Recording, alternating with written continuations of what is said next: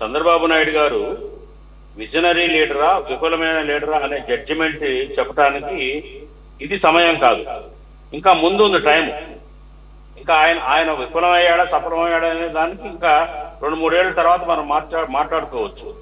కేవలం 3-4 రోజులు డీజిల్ కోసం ప్యానిక్ క్రియేట్ అయినంత మాత్రాన ఆయన విఫలమయ్యాడు పనికిరాడు అని చెప్పేసి వీళ్ళు ఎలా జడ్జిమెంట్ ఇస్తారండి?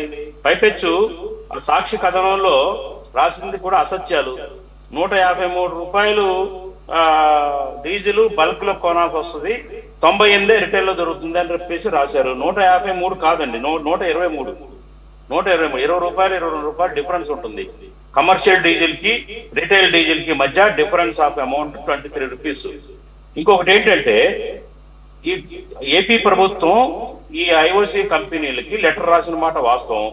ఎందుకు ఏమని రాశారంటే రాజధాని పనులు నిలిచిపోతున్నాయి, రాజధాని పనులకు కావాల్సిన మరి కాంట్రాక్టర్లో ఈ కారణం చూపించి నష్టాలు చూపిస్తారు, డిలే అవుతాయి ప్రాజెక్ట్స్ కూడా, కాస్ట్ ఆఫ్ పెరిగిపోతుంది. కాబట్టి రిటైల్ ప్రైస్ కి డైరెక్ట్ గా ఆయిల్ కంపెనీస్ వాళ్ళే అమరావతి పనుల కోసం సరఫరా చేయాలి అని చెప్పేసి ఒక లెటర్ రాశారు. మరి వాస్తవానికి నైతికంగా చూస్తే ఈ లెటర్ కరెక్ట్ కాదు రాయటం వల్ల, అది వాస్తవం అని దానికి కేంద్రం కూడా మళ్ళీ తిరుగు ఒక లెటర్ ఇచ్చింది, ఇది కరెక్ట్ కాదు మీరు రాయటం అని చెప్పేసి. ఇంత మాత్రాన ఆయన విఫలమైన నాయకుడిగా మనం పరిగణిద్దామా? ఇదే. అలాగే డీజిల్ ప్యానిక్ అయింది 3 రోజులు, కేవలం ఆంధ్రప్రదేశ్ లోనే అయింది, ఏ రాష్ట్రంలో అవ్వలేదని రాశారు సాక్షిలో. అబద్ధం. తెలంగాణలో కూడా అయింది. దీనికి కారణాలు వేరే ఉన్నాయి. దీనికి కారణాలు అటు అఫ్ కోర్స్ ఈ ప్రభుత్వానికి బాధ్యత ఉంది అంటాను, ప్రభుత్వానికి బాధ్యత లేదన్ను. ప్రభుత్వానికి బాధ్యత ఉంది. ఆ ప్యానిక్ ని నివారించడంలో 3 రోజుల పాటు కొంచెం వైఫల్యం చెందిన మాట వాస్తవం. అంత మాత్రాన టోటల్ గా చంద్రబాబు నాయుడు గారు ఒక ఫెయిల్యూర్ లీడర్ అని చెప్పేసి ఎలా చెప్తారండి? అలా అనుకుంటే జగన్మోహన్ రెడ్డి గారు 100 సార్లు ఫెయిల్ అయ్యాడు ఆయన 5 ఏళ్ల కాలంలో. చాలా ఎగ్జాంపుల్ చెప్తాను నేను. ఆయన వైసీపీ మిత్రుడు శ్రీకాంత్ గారు ఉంటే కనుక సమాధానం చెప్పాలా? ఇప్పుడు ఆయన ఇందాక మాట్లాడుతూ పోలవరం మాట్లాడాడు, అమరావతి గురించి మాట్లాడాడు, ఇంకా చాలా చెప్పాడు. మరి అదే పోలవరం, అదే అమరావతి, అదే స్పెషల్ స్టేటస్ గురించి జగన్మోహన్ రెడ్డి గారు 5 ఏళ్ల కాలం 2019 నుంచి 24 వరకు ఏం చేశారండి? ఆయన ఏం ప్రయత్నం చేశాడు? మెడలు వంచి తెస్తాను, నా ఎంపీలని ఇవ్వండి అన్నాడు. అందరు ఎంపీలు గెలిపించాను, అందరు ఎంపీలు గెలిపిస్తే కేంద్రం మెడలు వంచుతానన్నాడు. ఈయనే మెడలు వంచి ఆ మోకరిల్లాడు పోయి. 22 మంది ఎంపీలు ఇచ్చినా గానీ మోకరిల్లాడు ఆయన కాళ్ళ దగ్గర. దీనికి సమాధానం చెప్పాలి కదా వైసీపీ వాళ్ళు. ఎవరు మోకరిల్లారు? మెడల్ ఎందుకు వంచలేదు? స్పెషల్ స్టేటస్ గురించి ఒక్కసారి అడిగాడా? ఆ తర్వాత 5 ఏళ్ల కాలంలో మోడీ గారికి వ్యతిరేకంగా ఎప్పుడన్నా మాట్లాడా? అట్లాగే కేంద్రం తీసుకున్న అనేక మరి బిల్లులకి ఆమోదం పార్లమెంట్ లో ఈ పార్టీ కూడా వైసీపీ కూడా ఆమోదం తెలిపింది. ఎప్పుడన్నా వ్యతిరేకంగా మాట్లాడా? ఎవరు విఫలం, ఎవరు సఫలం? సరే, చంద్రబాబు నాయుడు గారు పరిపాలనలో విఫలమయ్యాడా సఫలమయ్యాడా అది ముందు మాట్లాడుకునే అవకాశం ఉంటుంది. కానీ ఇప్పుడే టూ ఎర్లీ, ఇప్పుడు అవసరం లేదని నా ఉద్దేశం.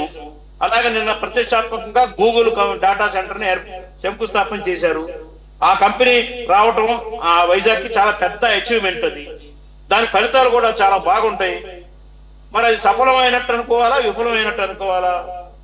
అలాగే వైఫల్యాలు ఉన్నాయి కొన్ని. ఇచ్చిన హామీలు నెరవేర్చకపోవటం చేశారు.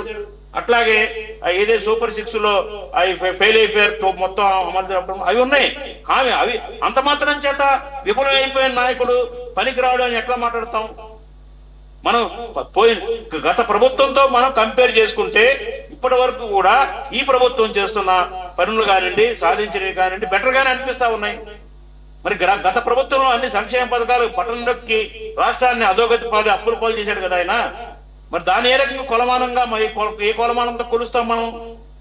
కాబట్టి ఏంటంటే ఊరికే రాళ్లు పెట్టి కొట్టడం కాదండి, రాళ్లు పెట్టి కొట్టడం కాదు. రాష్ట్రంలో ఉన్న పరిస్థితులు ఏంటి, రాష్ట్ర ఆర్థిక పరిస్థితులు ఏంటి, అట్లాగే అమరావతి పనులు కూడా చురుకుతో సాగుతున్నాయి. ఇవాళ అమరావతి ఒక రాజధానికి స్టేబుల్ గా అయింది, అమరావతి రాజధానిని.